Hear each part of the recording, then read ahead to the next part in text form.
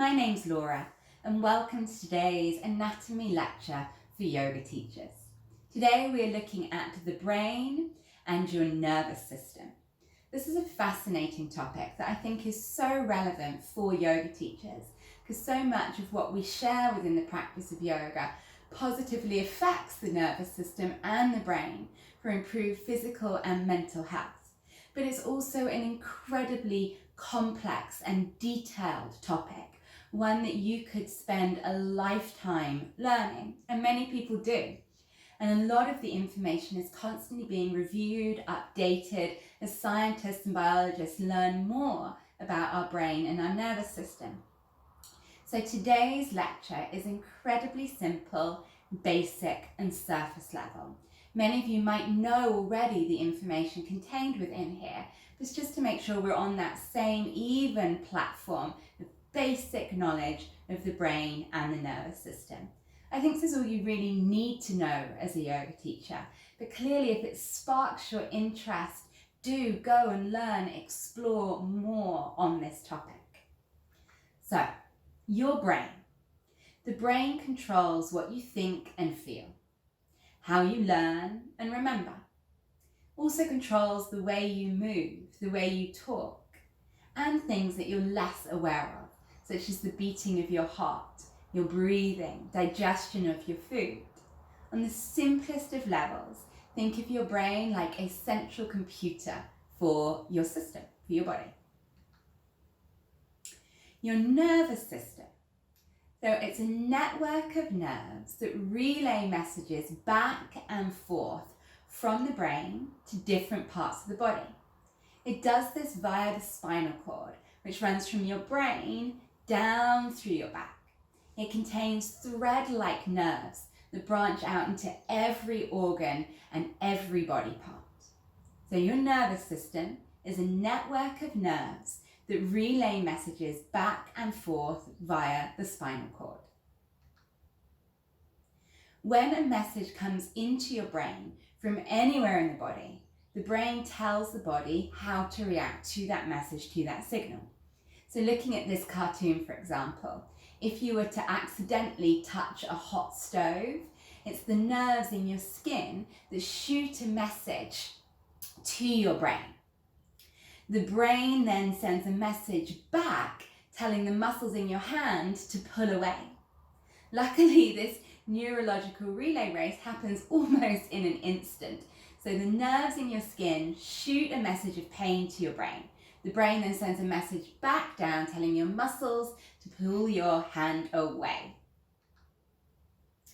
Now the nervous system is made up of the central nervous system and the peripheral nervous system. Say that again. Your nervous system has two branches, the central nervous system and the peripheral nervous system. The brain and your spinal cord are the central nervous system. The nerves that go through the whole body make up the peripheral nervous system.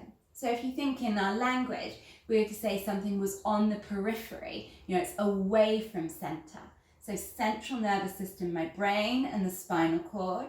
Then the peripheral nervous system is the nerves that go throughout the whole rest of the body. We're going to have a little more look at the peripheral nervous system. So the peripheral nervous system, that is then made up of two branches. So you have the somatic nervous system and the autonomic nervous system. So your somatic nervous system sends messages to your muscles so that they can make voluntary movements in parts of your body. So if something is voluntary, then it's something that you choose to do, something you're aware of. So for instance, a voluntary movement could be typing, smiling, throwing a ball, anything you're consciously choosing to do, that is taken care of by the nerves in your somatic nervous system. Now your autonomic nervous system controls many of the processes in the body that you almost never think about. So breathing, digestion, sweating, shivering, those come under your autonomic nervous system. Let's look in more detail at the autonomic nervous system. So the autonomic nervous system, that then breaks down into two branches. The autonomic system has the sympathetic nervous system and the parasympathetic nervous system.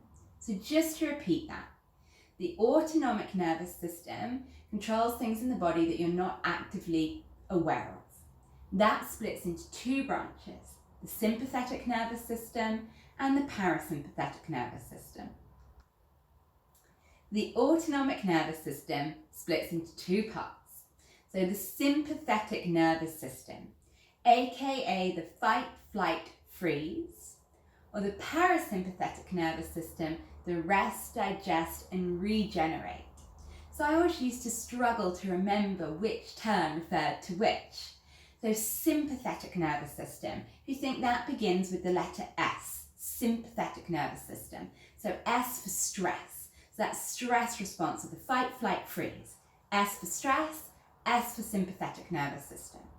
Then the rest, digest, and regenerate mode, that is your parasympathetic nervous system, P. So think P for peace, being at peace in yourself, place of rest, digest, and regeneration, parasympathetic nervous system. So S for stress, sympathetic nervous system, P for peace, parasympathetic nervous system. The sympathetic nervous system, S for stress. The sympathetic nervous system prepares the body for sudden stress. Like if you've ever been in the car and there's nearly been a crash or someone's nearly crashed into you, you feel that instant reaction in your body. When something frightening happens, the nervous system makes your heart beat faster. It also sends blood quickly to different parts of your body that it might need to react to that situation. And it also causes the release of a cocktail of hormones, including adrenaline and cortisol. And these prepare the body for the fight, flight response. So you have that stressful stimulus, that alarm. The body releases stress hormones, and this causes body-wide changes. Now your parasympathetic nervous system, P for peace, does the opposite. It prepares the body for rest. It also helps your digestive tract to move along so that our bodies can effectively take in nutrients from the food we eat. And it's really important to keep us healthy, to keep us well rested, to keep us digesting our food. Both your sympathetic nervous system and your parasympathetic nervous system are needed for optimal physical and mental health. I don't need to think that one is better or worse than the other. We need both of them. But ideally, we want to be dominant in the parasympathetic nervous system. We want to spend most of our time at rest, in peace, at ease, and to be able to move quickly in and back out of the sympathetic nervous system when needed in response to an appropriate stimulus. I've also sent you these slides, and I suggest you have a little look at this picture here, which shows you some of the differences of what's happening in the body with the sympathetic nervous system and what's happening with the parasympathetic nervous system. So for instance, when we're in that sympathetic nervous system, the pupils dilate. You can see it in a cat when they see something they suddenly want to play with. The pupils go really big and you know you're in trouble. Or in the parasympathetic, the pupils contract. Other things I find interesting. So when you are in your sympathetic nervous system, the stress response, your saliva production in your mouth is inhibited. So I don't know if you've ever gone to do a speech or to be in a difficult verbal situation and your mouth's gone dry and you start to swallow. That is because you're in that stress response. So your body has inhibited the release of saliva. Now when you're at peace, when you're at ease, the body intentionally stimulates the release of saliva. So I don't know if you've ever been having a lovely dinner, you're waiting for the food. You can just smell the scent of chocolate souffle and you notice those saliva glands start to draw. Your body is at rest, it's at peace, it's getting ready to digest that delicious food. So something really quite easy you can feel in yourself. that dry mouth of fear, or that saliva production when you're ready to eat something delicious. And there's a whole list there that I'd like you to look at when you have time. So for instance, sympathetic nervous system, your body inhibits your digestion. It's not needed then. And then it opens the bowels and makes someone urinate as well. So right now, if you've got a fight flight, it's not important that you digest food. You don't want to be carrying around a full bladder. And equally, fertility is not important at that time. So all those body parts get inhibited. Whereas when you're in the parasympathetic nervous system, those parts are stimulated. So modern day lifestyles negatively affect the balance of the parasympathetic and the sympathetic nervous system. And people spend way too much time in the sympathetic nervous mode. So we're getting all these stimulus through our day that are acting like little alarm calls, firing our sympathetic nervous system. But they're not really things we need to fight, flight, or freeze from. So I don't know if you've ever been busy doing something and a notification's coming on your phone and it's made you jump, or you've heard the phone ring in the office, or somebody says, oh, your boss wants to speak to you, or you look at your to-do list for the day, or you watch a scary movie and you can feel yourself getting worked up. This is this constant overstimulation of your sympathetic nervous system. And this has chronic repercussions for your physical and mental health. This is chronic stress, where the sympathetic nervous system can be continuously activated without the normal counteraction of your parasympathetic nervous system. And this is a real modern day problem of chronic stress, people spending too much time in the fight, flight, freeze response and not counteracting with time in the peace and digest. And this is as yoga teachers where our tools are really powerful. Stress is not inherently a bad thing. There is chronic long-term stress, and that is. Symptoms of long-term stress can be felt physically and mentally. Again, I'd love you to look at this slide in more detail. You can see it includes things like trouble concentrating, headaches, anxiety, anger, stomach problems, that's really common, such as continual bloating, fatigue, decreased sex drive, skin irritations, muscle tension, teeth grinding, apathy.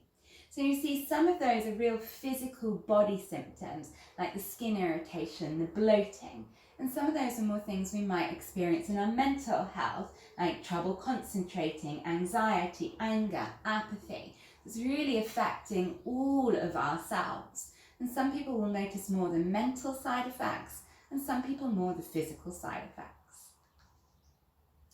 Now, understanding a little bit about the anatomy of our nervous system and combining this with the tools of yoga can have a profound effect on rebalancing your body. It is possible to stimulate the nerves of the parasympathetic nervous system to actively engage in rebalancing the stress response. So if someone is constantly spending time in that sympathetic nervous system, there's physical things they can do that will stimulate the nerves of the parasympathetic and help them to reboot their system. That's powerful. That means you might not be able to control the stresses in your life, but you can respond and control how your body's dealing with them. The most powerful nerve that stimulates the parasympathetic nervous system is the vagus nerve.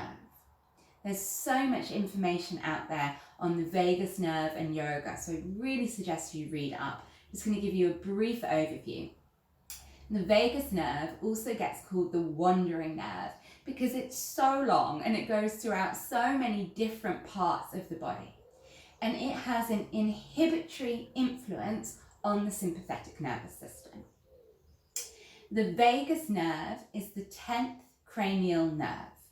It extends from your colon to your brain, or your brain to your colon would probably be a better way to say that.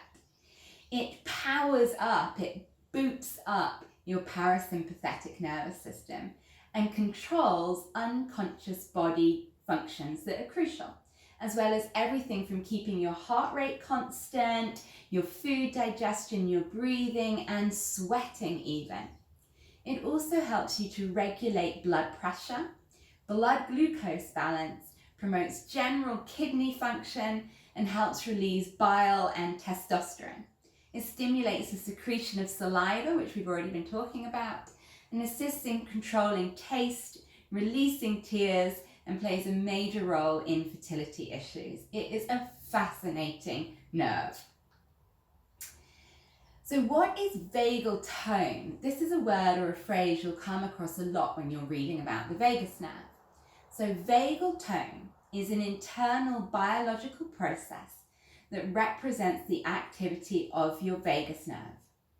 Increasing your vagal tone activates the parasympathetic nervous system, and having a higher vagal tone means your body can relax faster after stress. So it's if there is some alarm call, some stress in the body, how quickly we can deal with that and then come back to the parasympathetic nervous system.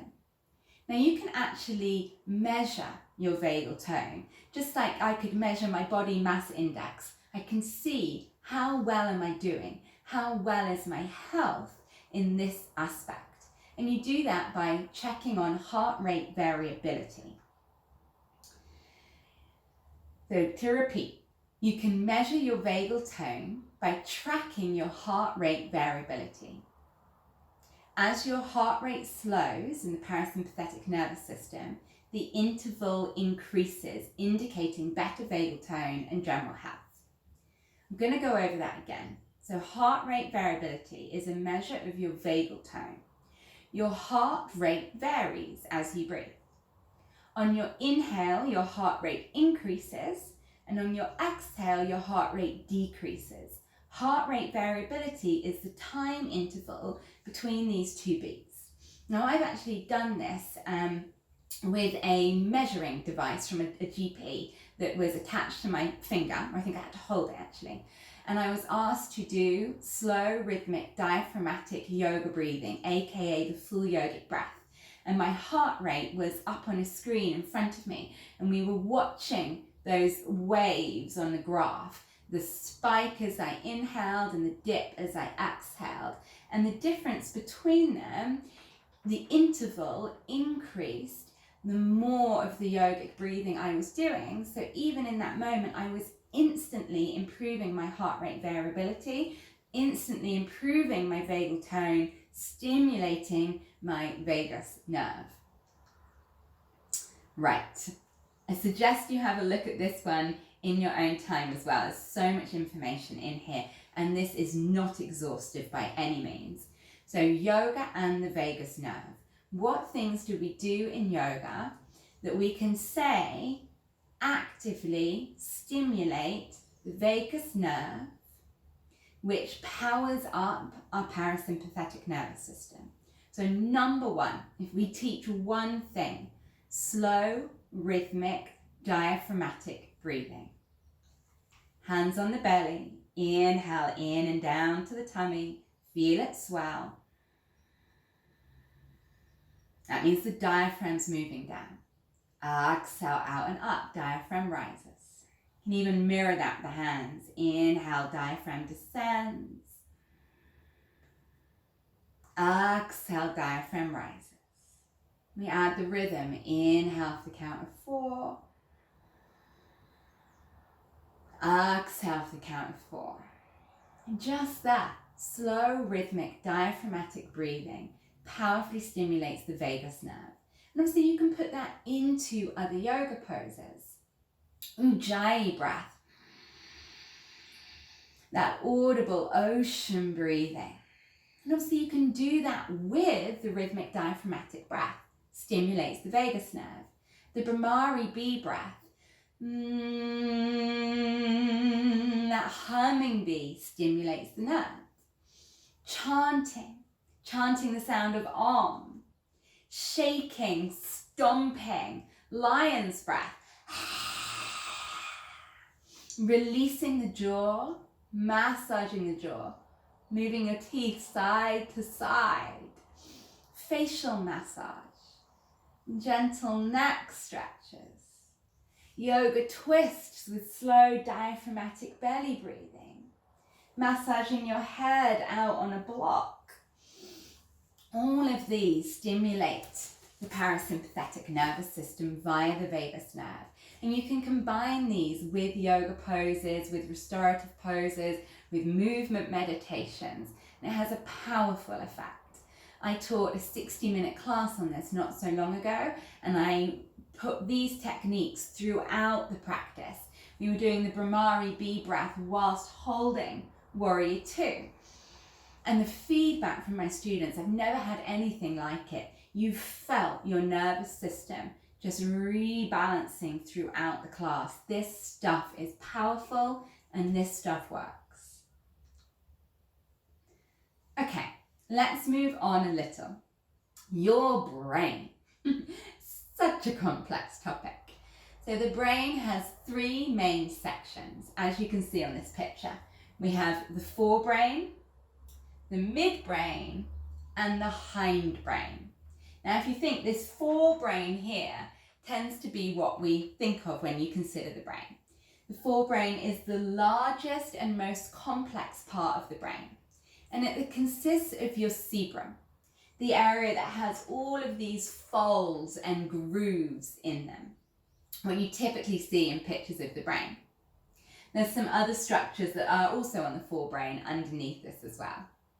But the cerebrum contains information that essentially makes you who you are. Your intelligence, your memory, your personality, your emotion, your speech, your ability to feel and move, all of that is dealt with in the cerebrum. So why this is interesting for us? The cerebrum has two halves, the right and the left half, and these are called hemispheres, your brain hemispheres. Two hemispheres of the brain, left and right. And I'm sure that's not remotely new to you. They are connected in the middle by a band of nerve fibers that helps the two sides communicate with one another. These two halves may look like a mirror image of each other, but scientists believe that they actually have very different functions. So the left side of your brain is considered to be the logical, analytical, objective side. The right side is thought to be the intuitive, the creative, the subjective, the artist within you. So the left, the mathematician within me, the right, the artist within me. Now, this links so interestingly with yoga. So in yoga, we have Hatha Yoga. And Hatha Yoga, no, that's not a style of yoga. It is the big umbrella under which many styles of yoga sit that are movement-based. So we practice Hatha Yoga. Even if you're a Vinyasa practitioner, a Yin practitioner, it's all still Hatha. And Hatha Yoga, there's two Sanskrit roots in there. Ha, that means sun, and Ta, that means moon. So these two halves. And it's believed that we have our sun half and we have our moon half. And the aim of Hatha Yoga is to unite these two halves, unite the two halves of ourselves, to honor and respect their differences, but to bring them together to make us whole. Yoga teaches us that we have energy pathways, the paths through which the prana moves in our body. You could think of them almost like veins and blood vessels, but we can't dissect them out of you. Now we have three main nadis, energy pathways in the body. Sushumna, Pingala, and Ida nadi. This is going to link back to those brain hemispheres in a minute, just stay with me. So Pingala nadi, this is your sun side. It is the right side of your body, but it is the left side of the brain. So if you think the scientists have told us left brain, that's my mathematician's brain, that's my logic, that's my analytical, that's my objective side. And in yoga, it's the same. That is the left side of the brain is Pingala nadi. The right side of the body is Pingala Nadi. So the nadi actually finishes in the left nostril, but still affecting that left side brain. So Pingala Nadi, the sun side, the right side of the body, left side of the brain. It is the masculine, the active, Surya, the sun. It is your extroverted qualities, your logic, your willpower, the fire within you, your discipline, your tapas. It is the yang energy and yin and yang, if you take a little jump over traditional Chinese medicine. It's the yang side. Now, I always struggle to remember Pingala and Ida Nadi, which is which. So Pingala being your sun side, your masculine side, and this is a bit crude, but think P, Pingala, penis. You're not going to forget it. I know it's crude, but P, Pingala, penis, masculine side, okay? And that's your right side, left side brain. Got it? I know it's a bit confusing. Then Ida Nadi. So Ida Nadi is your moon side. So it's the left side body, ending in your right nostril, right side brain. It's the feminine side, the passive, the lunar, the introverted, the creative. Just as the scientists have said, my right side brain is my artist's brain. Left side body, right side brain, Ida Nadi, my moon side, my creativity, my artist. Grace, the water element, yin, flow. I didn't need to give you a nickname to remember Ida Nadi, because you just know it's the opposite to P, Pingala, penis, masculine side. Ida, feminine, left side body, right side brain. I know it's complicated. Then Sushumna Nadi. So Sushumna comes from the Sanskrit word meaning very gracious, and it runs along the central column of us, the spinal cord in our center. Upon it resides the 7 key chakras, and it's about the flow of energy up and out of the body, but also down. So this energy highway flowing freely up and down the central column of our body, Sushumna Nadi. When Sushumna Nadi is unblocked by actions of yoga, meditation, pranayama, the energy of Kundalini Shakti at the base of your spine, at the sacrum, uncoils itself and rises up through Sushumna and out of Sahasrara, your crown chakra. So let's just do this again. Your cerebrum in your brain has 2 halves, 2 hemispheres, the left and the right. Your left-hand side of your brain is your mathematician. It is your engineer. The right side of your brain is your intuitive artist. Within yoga anatomy, you have 3 channels. Pingala Nadi, which is your right side body, your masculine sun side, finishing in your left nostril, controlling and accessing the left side of the brain. Ida Nadi is your moon side, your feminine, left side body, ending in right nostril, right side of the brain. Then these crisscross over in your body like this. And that action is that Kundalini Shakti. So moving like this. And down that central column is Sushumna Nadi. That when all of this is balanced, when all of this flows, our Kundalini energy rises up and out, and you achieve bliss and enlightenment. So we're going to put this into practical exploration next. So I so hope you'll join me as we look at Chandra Badana, Surya Badana, the alternate nostril breath, and how this is helping us to connect with the 2 sides of ourselves. Thank you for watching today's anatomy presentation. Namaste.